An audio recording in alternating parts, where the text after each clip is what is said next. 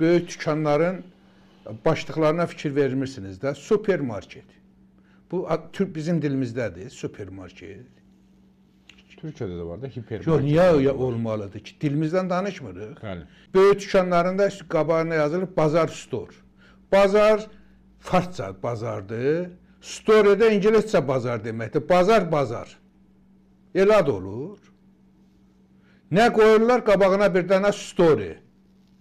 Bu Azərbaycan dilidir ki, bütün şirkətlərin adı ingiliscə gedir. Ədliyyə Nazirliyi baxır.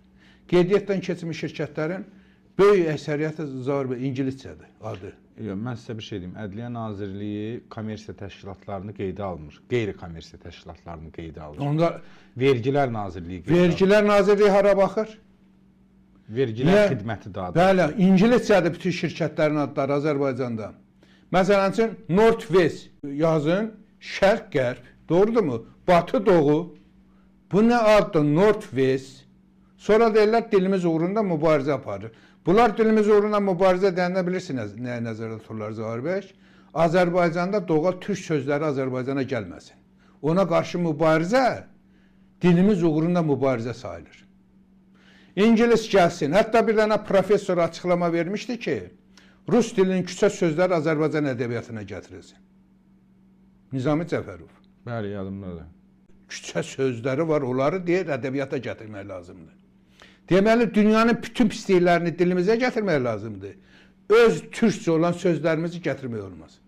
Biz batı-doğu deyirik, deyirlər, yox, niyə şərq-qərb demirsən? Güney-quzey deyirlər, niyə cənub-şərq demirsən? Amma bütün şirkətlər North-West, hansısa firma axtarın, ağzımızda nə qədər şirkətlər var, hamısının adları qeyri-türkçə. Bu necə olur? Bəli. Bunları yığışdırılmalıdır, adlarını dəyişdirməlidirlər. Sadiyyət Nazirliyimiz ölçü götürsün, Azərbaycan Cumhurbaşqanının fərmanlarını, qərarlarını, Azərbaycan yasalarına uyğun olaraq Azərbaycanda dillə bağlı, dilimizin saflığı ilə bağlı bütün bu pisliklərdən Azərbaycanı xilas eləsinlər. Dilimizin doğallaşması uğrunda mübarizə aparsınlar.